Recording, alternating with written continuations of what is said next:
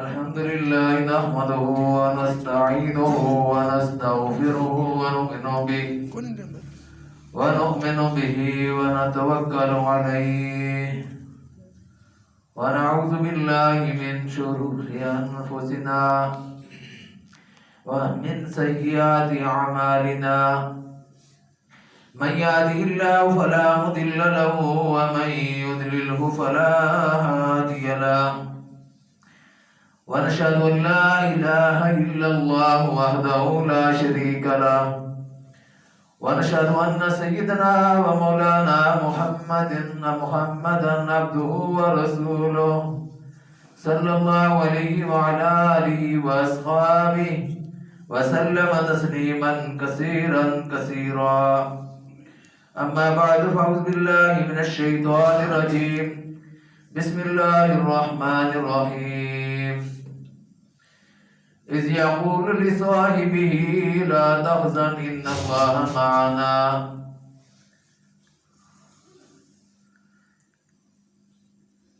فأنزل الله سكينته عليه وأيده بجنود لم تروها وجعل كلمة الذين كفروا السفلى وكلمة الله هي العليا والله عزيز حكيم. قال النبي صلى الله عليه وسلم أنت صاحبي في الغار وصاحبي على الحوض. میرے لب پہ ذکر صحابہ ہے، اسی ذکر سے ہے یہ برتری، نظر آئی دیدائی قلب سے مجھے آج محفل سروری. وہ نبی کی عاشق رازدار تھے، وہی صاحبان وقار تھے، کوئی فاتح عرب و عجم، کوئی قاطع سر انتری. وہ رسول پاک کے ہم نشین و فلک ساس و ملک جبیں، وہی جن کے ناروں سے ہل گئی تھی بنائی کلائی کیسری. حضرات گرامی السلام علیکم ورحمۃ اللہ وبرکاتہ. 22 جمادی الثانی حضرت ابوبکر صدیق رضی اللہ تعالیٰ عنہ کی یوم وفات ہے. آج 20 جمادی الثانی ہے. حضرت ابوبکر صدیق رضی اللہ تعالیٰ عنہ کے متعلق چیدہ واقعات بیان کیے جائیں گے. ان کی شان، ان کی عظمت، ان کی سیرت، ان کے کردار کے متعلق بات ہوگی. خصوصیات بہت زیادہ ہیں حضرت ابوبکر صدیق رضی اللہ تعالیٰ عنہ کی، جن کی بنا پر انہیں تمام صحابہ پر برتری حاصل ہے. افضل البشر بعد الانبیاء، تمام بشر میں افضل انبیاء کے بعد کون ہے؟ حضرت ابوبکر صدیق رضی اللہ تعالیٰ عنہ. اور اسی طرح حضرت ابوبکر صدیق رضی اللہ تعالیٰ عنہ امیر المؤمنین خلیفۃ المسلمین، خلیفہ اول، اور تمام صحابہ میں سب سے اعلیٰ و افضل. سفر ہو یا حضر، ہر جگہ حضور صلی اللہ علیہ وآلہ وسلم کے ساتھ رہنے والے، ہر جگہ ساتھ رہنے والے، دنیا میں بھی اور آخرت میں بھی. دنیا میں بھی رفاقت کا حق ادا کر دیا، آپ صلی اللہ علیہ وسلم کا ساتھ دینے کا حق ادا کر دیا. آخرت میں بھی رفاقت کی سعادت سے بہرمند ہوں گے اور بہرور ہونے والے، جن کے بارے میں اللہ کے نبی صلی اللہ علیہ وآلہ وسلم نے خود فرمایا کہ انت صاحبی فی الغار وانت صاحبی علی الحوض. تم غار میں بھی میرے ساتھی اور حوض کوثر میں بھی میرے ساتھی ہو. اللہ کے نبی صلی اللہ علیہ وآلہ وسلم کا ان کے قریب، ان کا اتنا قریبی گہرا تعلق اور اتنا قریبی صحبت اور مجلس. پھر اس کے بعد جو ان کے بارے میں آپ صلی اللہ علیہ وآلہ وسلم نے فرمایا، ذکر کریں ابوبکر صدیق رضی اللہ تعالیٰ عنہ کا اور کریں رسول اللہ صلی اللہ علیہ وآلہ وسلم، تو معلوم ہوا کہ نبی اکرم صلی اللہ علیہ وسلم کی سنت بھی ہے ابو بکر صدیق رضی اللہ عنہ کا ذکر کرنا۔ حضور نے خود ذکر کیا ہے، ان کی فضیلتیں حضور صلی اللہ علیہ وسلم نے خود بیان فرمائی ہیں، اپنے صحابہ کے سامنے بیان فرمائی ہیں۔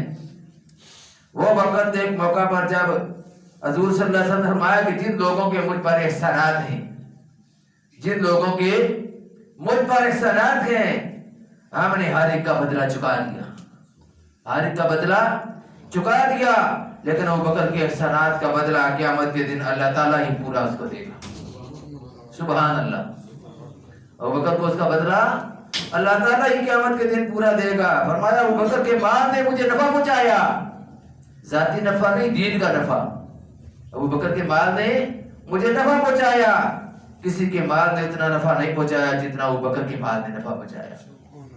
مجھے اللہ تعالیٰ نے اپنا خلیل بنایا ہے، اگر اللہ مجھے اپنا خلیل نہ بناتا تو میں ابو بکر کو اپنا خلیل بناتا، کیونکہ اللہ کا میں خلیل ہوں، مگر میرے اور ابو بکر کے درمیان اسلامی اخوت و ہمدردی بہرحال موجود ہے۔ ابو بکر میرے اسلامی اخوت اور اسلامی محبت کی وجہ سے میرے بھائی ہیں۔ مکی زندگی میں حضور رسول اللہ صلی اللہ علیہ وسلم اور صحابہ اکرام کو کس کس طرح ستایا گیا وہ کسی مسلمان کو معلوم نہیں، ہر ایک کو پتا ہے کہ کس طرح ان کو تنگ کیا گیا۔ آپ صلی اللہ علیہ وسلم پر ظلم و ستم کیا گیا، صحابہ پر ظلم و ستم کیا گیا، تکلیفیں پہنچائی گئی، اذیتیں دی گئیں، اور یہ یاد رکھیں ہر مرحلہ پر ابو بکر صدیق رضی اللہ تعالیٰ عنہ رسول اللہ صلی اللہ علیہ وسلم کے ساتھ ہیں۔ آپ کو معلوم ہے ابو بکر صدیق رضی اللہ عنہ کا نام کیا ہے؟ کسی کو ہے معلوم؟ ان کا نام عبداللہ ہے۔ حضرت ابو بکر صدیق رضی اللہ عنہ کا نام عبداللہ۔ ابو بکر ان کو کیوں کہتے ہیں؟ بکورا عربی زبان کا لفظ ہے، جس درخت کے ساتھ پہلا پھل لگتا ہے اس کو کہتے ہیں بکورا، پہلا پھل، شجر اسلام کا پہلا پھل ابو بکر صدیق رضی اللہ عنہ کی شکل میں نمودار ہوا، اس لیے ان کو کہتے ہیں ابو بکر، یعنی وہ پھل جس کے ذریعے اسلام کے درخت کو فائدہ پہنچا، اسلام کے شجر پر پہلا جو پھل لگا وہ ابو بکر، اس لیے کہتے ہیں ابو بکر۔ اور پھر یہ ان کی کنیت ہے، ابو بکر کیا ہے؟ کنیت ہے، نام ہے عبداللہ، اور صدیق ان کا لقب ہے، صدیق ان کا لقب ہے، عتیق بھی ان کا لقب ہے۔ صدیق ان کو کس موقع پر کہا گیا؟ جب معراج کا واقعہ پیش آیا، معراج کا واقعہ پیش آیا، حضور صلی اللہ علیہ وسلم نے لوگوں کے سامنے یہ واقعہ جب بیان کرنا شروع کیا، پہلے تو باہر نکلنے لگے تھے تو ام ہانی رضی اللہ عنہ نے پکڑ لیا، چادر پکڑ لی، کہا کہ نہیں جانا، باہر جا کر یہ واقعہ نہیں بتانا ورنہ لوگ پروپیگنڈا کریں گے، پہلے ہی لوگ پروپیگنڈا کر رہے ہیں۔ حضور نے فرمایا کہ میں جا کر بتاؤں گا، بیان کروں گا۔ پہلی ابو جہل ملا، اس کو جب آپ صلی اللہ علیہ وسلم نے بتایا یہ واقعہ، اس نے کہا کہ میں لوگوں کو اکٹھا کروں، لوگوں کے سامنے یہ بات کروں، اس کی مرضی تھی کہ میں ڈور پیٹوں گا لوگوں کے سامنے تو لوگ جو ہے وہ اسلام کو چھوڑ دیں گے۔ سب سے پہلے تو گیا حضرت ابو بکر صدیق رضی اللہ عنہ کے پاس، جا کر اس نے کہا بھائی کبھی تم نے سنا ہے کہ کوئی آدمی یہ کہے کہ وہ مسجد حرام سے، خانہ کعبہ سے مسجد اقصی تک، بیت المقدس تک سفر کر کے گیا ہے اور راتوں رات گیا ہے، رات کے ایک حصے میں گیا پھر واپس بھی آ گیا ہے، کبھی آپ نے سنا ہے کسی آدمی کے بارے میں اس طرح؟ اس نے کہا ابو جہل نے، تو ابو بکر صدیق رضی اللہ عنہ جواب دینے لگے کہ یہ تو بڑا لمبا سفر ہے، لیکن کس آدمی نے کہا ہے؟ ابو جہل نے کہا کہ 1 مہینہ جاتے لگتا ہے، 1 مہینہ آتے لگتا ہے، 2 مہینے لگتے ہیں، تو کہتے رات کے کچھ حصے میں وہاں سے ہو آیا ہوں۔ ابو بکر صدیق نے بتاؤ سے کس آدمی نے کہا ہے؟ اس نے کہا کہ وہ تمہارا یار، تمہارا دوست محمد جو ہے وہی بات کر رہا ہے کہ میں رات کے کچھ حصے پہ گیا ہوں اور پھر واپس آ گیا ہوں اتنے تھوڑے وقت میں۔ ابو بکر صدیق نے فرمایا کہ اس سے بڑی باتیں تو ہم اپنے موجودگی میں دیکھتے بھی نہیں ہے فرشتہ جبریل علیہ السلام، اور کوئی بھی آتی ہے ہمیں بتایا جاتا ہے تو ہم ان کو یقین رکھتے ہیں. اگر انہوں نے کہا تو پھر سچ کہا ہے، اگر انہوں نے کہا تو سچ کہا ہے. حضور صلی اللہ علیہ وسلم کے اس واقعے کی سب سے پہلے تصدیق ابو بکر صدیق رضی اللہ تعالیٰ عنہ نے کی. آج بعض جاہل جو میڈیا اسکالر ان میں سے کچھ جاہل کہتے ہیں کہ یہ خواب تھی. اگر خواب ہوتی تب تک کوئی بڑی بات تو نہیں تھی. خواب تو خواب آتی ہے، یار مجھے بھی خواب آ سکتی ہے، آپ کو بھی خواب آ سکتی ہے. خواب نہیں تھی، حقیقی واقعہ تھا جس کا تذکرہ اللہ نے قرآن میں بھی کیا 15ویں پارے کی شروع میں کہ سبحان الذی اسریٰ بعبدہ لیلا من المسجد الحرام الی المسجد الاقصی. تو یہ واقعہ حقیقی واقعہ ہے جس کی ابو جہل نے سبت چوشا اٹھایا، اور کئی صحابہ کرام ایسے لوگ جو بعض لوگ جو وہ اسلام کو بھی چھوڑ گئے یہ واقعہ سن کر کہ یہ اتنا واقعہ کس طرح پیش آ گیا. لیکن جو مستقل مزاج تھے وہ ڈٹے رہے اسلام پر، ایمان پر. اور بکر صدیق رضی اللہ عنہ سے کیا لقب ملا؟ صدیق. عتیق ان کو کیوں کہا جاتا ہے؟ حضور صلی اللہ علیہ وآلہ وسلم نے فرمایا تھا یا ابو بکر عتیق اللہ من النار، اے ابو بکر اللہ تعالیٰ نے تجھے جہنم سے بری کر دیا ہے. اس لیے ان کو عتیق بھی کہتے ہیں، عتیق بھی ان کا لقب ہے. ابو بکر صدیق رضی اللہ عنہ کی اسلام کے لیے بے شمار قربانیاں ہیں. سب سے پہلے کلمہ کس نے پڑھا مردوں میں سے؟ بولے نا، حضرت ابو بکر. اور سب سے پہلے مومن کون قرار پایا؟ ابو بکر. سب سے پہلے جس نے اسلام کی تبلیغ کی حضور صلی اللہ علیہ وسلم کے بعد وہ کون تھا؟ ابو بکر. زور سے بولے ابو بکر. ابو بکر صدیق رضی اللہ عنہ نام لیتے شرم نہیں آنی چاہیے. ابو بکر صدیق رضی بڑی خدمات ہیں، آج ہم ان کا تذکرہ کر رہے ہیں، ان کی سیرت بیان کر رہے ہیں. اور جس نے سب سے پہلے ہجرت کی حضور صلی اللہ علیہ وسلم کون تھا؟ غار کا ساتھی کون تھا؟ سفر کا ساتھی کون تھا؟ حضر کا ساتھی ابو بکر صدیق رضی اللہ عنہ. چھٹے میں آگئے ہو ابو بکر صدیق رضی اللہ تعالیٰ عنہ ہر موقع پر، ہر موقع پر ساتھ ساتھ جہاد میں سب سے پہلے کون تھا؟ ابو بکر صدیق رضی اللہ تعالیٰ عنہ. اور اسی طرح حضور صلی اللہ علیہ وآلہ وسلم کے ساتھ غمخواری، ہمدردی میں، ہر چیز میں سب سے پہلے ابو بکر صدیق رضی اللہ تعالیٰ عنہ کا مقام. ابو بکر صدیق رضی اللہ تعالیٰ عنہ وہ شخصیت ہیں کہ ایک مرتبہ حضور صلی اللہ علیہ وآلہ وسلم کھلے آسمان کے نیچے حضرت عائشہ صدیقہ رضی اللہ تعالیٰ عنہ کی گود میں سر رکھے لیٹے ہوئے تھے. عائشہ صدیقہ رضی اللہ عنہ نے دیکھا کہ حضور صلی اللہ علیہ وسلم کی طرف پہلے دیکھا، پھر اوپر دیکھا، اور آسمان کی طرف دیکھ کر فرمایا یا رسول اللہ صلی اللہ علیہ وآلہ وسلم یہ جو آسمان کے ستارے ہیں یہ بڑی تعداد میں ہیں، گنے نہیں جا سکتے. آسمان بھرا ہوا ہے ستاروں سے، اس کے برابر کسی کی نیکیاں ہیں؟ حضور صلی اللہ علیہ وآلہ وسلم نے فرمایا کہ ہاں اس کے برابر نیکیاں ہو سکتی ہیں. تو عائشہ صدیقہ رضی اللہ تعالیٰ عنہ نے فرمایا کہ اس کے برابر کس کی نیکیاں ہیں؟ اس کے برابر کس کی نیکیاں ہیں؟ انہوں نے سمجھا تھا کہ شاید ابو بکر صدیق رضی اللہ عنہ کا نام لیں گے.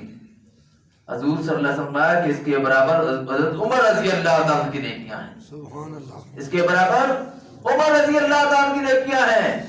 انہوں نے کہا تو میرے باپ کی نیکیاں کدھر گئی؟ میرے باپ کی بھی تو نیکیاں ہیں. انہوں نے کہا عمر کی ساری نیکیاں ایک طرف، تیرے باپ کی نیکی ایک طرف، ایک نیکی ایک طرف، عمر کی ساری نیکیاں ایک طرف، تیرے باپ کی نیکی کا پلڑا ماری. سبحان اللہ. سبحان اللہ.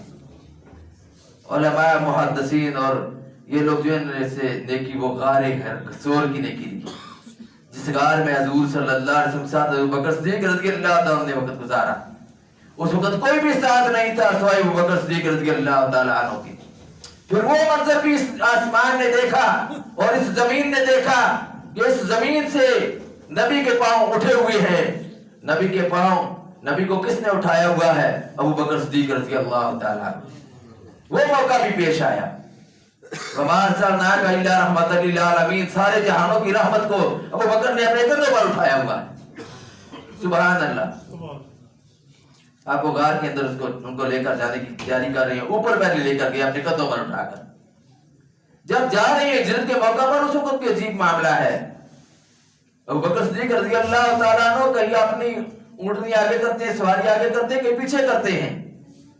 حضور صلی اللہ علیہ وسلم نے فرمایا کہ ابو بکر کیا وجہ ہے، کبھی آپ آگے سواری کرتے ہو کبھی پیچھے سواری کرتے ہو؟ فرمایا یا رسول اللہ صلی اللہ علیہ وسلم جب آگے سواری کرتا ہوں تو آگے سے دیکھتا ہوں کہ آگے کوئی دشمن تو نہیں آپ کو نقصان پہنچانے کے لیے آ رہا. جب پیچھے سواری کرتا ہوں تو پیچھے سے دیکھتا ہوں کوئی دشمن پیچھے سے نہیں آپ کو نقصان پہنچانے کے لیے آ رہا. پھر ابو بکر صدیق رضی اللہ عنہ غار کے اندر جب داخل ہوئے نہیں فرمایا کہ پہلے آپ داخل ہو. فرمایا پہلے یا رسول اللہ میں خود جاتا ہوں تاکہ اندر کوئی نقصان پہنچانے والی چیز ہو تو مجھے نقصان پہنچے، آپ کو نقصان نہ پہنچے. غار کے اندر گئے، ساری غار کو صاف کیا، صفائی ساری کر کے پھر وہ بالکل آج کا تو لوگوں نے دیکھا کہ جب بہتر ہوا ہے اس کے ماحول ہی کچھ اور طرح کا تھا. سارے سوراخ ان کے پاس ایک کپڑا تھا، اس کے ساتھ سارے سوراخ بند کیے، 2 سوراخ باقی رہ گئے تھے، وہاں پر اپنے دونوں پاؤں رکھ لیے اور حضور صلی اللہ علیہ وسلم کو اندر بلا لیا کہ آپ اندر تشریف لیں. حضور صلی اللہ علیہ وسلم جب اندر آ گئے، تھکے ہوئے تھے سفر کے، ابو بکر صدیق رضی اللہ عنہ کی گود میں اپنا سر مبارک رکھا اور آپ صلی اللہ علیہ وسلم سفر کی تھکاوٹ کی وجہ سے سو رہے. اتنے میں ابو بکر صدیق رضی اللہ عنہ کی آنکھوں سے آنسو نکلے اور وہ 2 گرم آنسو ان کے چہرے پر جب پڑے تو آپ سے ایک دم بیدار ہو گئے. بیدار ہونے کے بعد پوچھا کہ ابو بکر کیا وجہ ہے، کیا ہوا؟ درد کی شدت تھی لیکن اپنے جسم کو حرکت نہیں دی کہ میرے نبی کی نیند خراب نہ ہو جائے. درد کی شدت کی وجہ سے بھی جسم کو حرکت نہیں دی، کوئی زبان سے لفظ نہیں نکالا، صرف آنکھوں سے آنسو نکل آئے درد کی شدت کی وجہ سے. تو فرمایا کہ اس وجہ سے کہ مجھے کسی چیز نے کاٹا ہے. حضور صلی اللہ علیہ وسلم نے اس جگہ اپنا لعاب لگایا تو جس جگہ سانپ نے کاٹا تھا وہ جگہ ٹھیک ہو گئی، سانپ کے زہر کا اثر ختم ہو گیا. اللہ کے نبی صلی اللہ علیہ وسلم کے ساتھ یہ جو وقت گزارا تھا اس کو ساری نیکیوں سے زیادہ افضل قرار دیا جاتا ہے. پھر وہ ابو بکر صدیق رضی اللہ تعالیٰ عنہ جن کے بارے میں حضور صلی اللہ علیہ وسلم بات جب کر رہے تھے جنت کی تو انہوں نے پوچھا کہ یا رسول اللہ صلی اللہ علیہ وسلم جنت کی آپ فرما رہے ہیں کہ 8 دروازے ہیں، کیا کوئی ایسا آدمی بھی ہوگا جس کو جنت کے 8 دروازوں سے پکارا جائے گا، 8 دروازوں سے آواز آئے گی کہ بھائی اس راستے داخل ہو، اس راستے داخل ہو؟ حضور صلی اللہ علیہ وسلم کہ ابو بکر وہ تم ہو. اتنا بلند مقام ابو بکر صدیق رضی اللہ تعالیٰ عنہ کا. آج بعض لوگ پہنچتے ہیں ابو بکر صدیق رضی اللہ تعالیٰ عنہ پر، ان کی عظمت ان کی شان پر. حالانکہ اس وقت سب لوگ جانتے ہیں جب خلیفہ مقرر ہوئے، خلیفہ بنے، کسی نے کوئی احتجاج نہیں کیا. کسی صحابی نے، ایک تاریخ ساری اس پر موجود ہے، حدیث کی کتابیں موجود ہیں، کسی صحابی نے کوئی احتجاج نہیں کیا، نہ حضرت علی رضی اللہ تعالیٰ عنہ نہ کسی دوسرے نے. وہ ساری نشانیاں پہلے ہی ظاہر ہو چکی تھی کہ حضرت ابوبکر صدیق رضی اللہ تعالیٰ عنہ خلیفہ اول بلا فصل ہوں گے. ساری نشانیاں پہلے ہی ظاہر ہو چکی تھی. اللہ کے نبی صلی اللہ علیہ وسلم ایک قبیلے کی جو لڑائی ہوگی تو اس میں صلح کرانے کے لیے گئے. فرمایا کہ اگر دیر ہوگی تو نماز پڑھا دینا. ابوبکر صدیق رضی اللہ تعالیٰ عنہ نماز پڑھا دیں اگر دیر ہو جائے. عصر کی نماز کا وقت تھا. ابوبکر صدیق رضی اللہ تعالیٰ عنہ نماز پڑھا رہے تھے کہ اتنے میں رسول اللہ صلی اللہ علیہ وسلم آ گئی. صحابہ نے ہاتھ پر ہاتھ مارا کہ بیدار انہیں پتہ چل جائے، خبردار ہو جائے کہ حضور صلی اللہ علیہ وسلم آ گئے ہیں. آپ صلی اللہ علیہ وسلم آئے، صحابہ نے صفیں بھی جگہ دے دی، صفوں میں بھی آپ صلی اللہ علیہ وسلم کے جانے کے لیے. حضور صلی اللہ علیہ وسلم صفوں سے نکل کر آگے نکل آئے، لیکن ابوبکر صدیق رضی اللہ عنہ کو آپ نے فرمایا بھی کہ نماز جاری رکھے، نماز جاری رکھے، لیکن انہوں نے جاری نہیں رکھی. 3 مرتبہ فرمایا. ابوبکر صدیق رضی اللہ عنہ صف میں آ گئے. انہوں نے اس بات کو گوارا نہ کیا کہ نبی صلی اللہ علیہ وسلم موجودگی میں ابوبکر آگے کھڑا. حضور صلی اللہ علیہ وسلم پھر آگے ہوئے، اس نماز کو مکمل کی. بیماری کی کیفیت میں 17 نمازیں حضور صلی اللہ علیہ وسلم کی زندگی میں حضرت ابوبکر صدیق رضی اللہ تعالیٰ نے پڑھائی. ابوبکر صدیق رضی اللہ تعالیٰ نے 17 نمازیں پڑھائی ہیں. تو اس سے یہ معلوم ہو گیا تھا کہ حضور صلی اللہ علیہ وسلم اپنا خلیفہ کس کو رکھنا پسند کرنا چاہتے ہیں. جب حضرت اما خدیجہ رضی اللہ تعالیٰ عنہ وفات پا گئی تو حضور صلی اللہ علیہ وسلم کو اپنی بیٹی کا رشتہ دیا. رشتہ دینے کے 2 سال بعد ہجرت کے بعد مدینہ میں ان کی رخصتی ان کی ہوئی. لیکن حضرت خدیجہ رضی اللہ تعالیٰ عنہ کی وفات کے بعد سب سے پہلے اپنی بیٹی کا رشتہ ابوبکر صدیق رضی اللہ تعالیٰ عنہ نے دیا. بے شمار کام ہیں جو سب سے پہلے حضرت ابوبکر صدیق رضی اللہ تعالیٰ نے کی. قرآن مجید مصحف یعنی اس کو لکھنے کا کام جب جنگ یمامہ ہوئی، یہ جنگ یمامہ ان لوگوں کے خلاف جنگ تھی جنہوں نے نبوت کا دعویٰ کیا تھا، جھوٹے مدعیوں کے خلاف، نبوت کے مدعی جھوٹے۔ مسلمہ کذاب تھا، اس کے خلاف جنگ لڑی گئی، جنگ یمامہ 1200 صحابہ کرام شہید ہوئے۔ ابو بکر صدیق رضی اللہ تعالیٰ کے دور میں یہ جنگ لڑی گئی۔ ابو بکر صدیق رضی اللہ تعالیٰ عنہ نے اس وقت دیکھا کہ 1200 صحابہ شہید ہوئے ہیں، بہت سے حافظ قرآن شہید ہو چکے ہیں۔ حضرت عمر رضی اللہ عنہ نے مشورہ کیا، انہوں نے کہا کہ عمر رضی اللہ عنہ نے کہا کہ ابو بکر ہم اس طرح کرتے ہیں کہ اس قرآن جن کو لکھ لیتے ہیں، کیونکہ بے شمار صحابہ کرام شہید ہو رہے ہیں جو حافظ قرآن ہیں۔ تو حضرت عمر رضی اللہ عنہ سے پہلے تو اختلاف کیا، پھر بعد میں صحابہ کے ساتھ مشورہ کر کے ابو بکر صدیق رضی اللہ تعالیٰ عنہ نے اس کو پھر لکھنے کا کام جو شروع کرایا کہ اس کو مصحف اس کا تیار کیا جائے، اس کو لکھا جائے۔ یہ بھی کام سال سے پہلے حضرت ابو بکر صدیق رضی اللہ عنہ نے کیا۔ بیت المال کا نظام سب سے پہلے حضرت ابو بکر صدیق رضی اللہ عنہ نے جاری کیا۔ بے شمار کام ہے جو سب سے پہلے حضرت ابو بکر صدیق رضی اللہ تعالیٰ عنہ نے کیا۔ اسی لیے ان کو رسول اللہ صلی اللہ علیہ وسلم نے جہاں بھی جاتے تو ان کو نائب کی حیثیت سے وہ مقام دیتے، خاص طور پر مصلی پر نماز کا۔ اس سے صحابہ کرام سمجھ گئے تھے کہ حضور صلی اللہ علیہ وسلم کے بعد کس کا مقام ہے۔ پھر خلیفات الرسول ہیں، باقی تو امیر المومنین ہیں، خلیفات المسلمین ہیں، لیکن یہ خلیفہ رسول ہیں، رسول اللہ صلی اللہ علیہ وسلم کے خلیفہ ہیں۔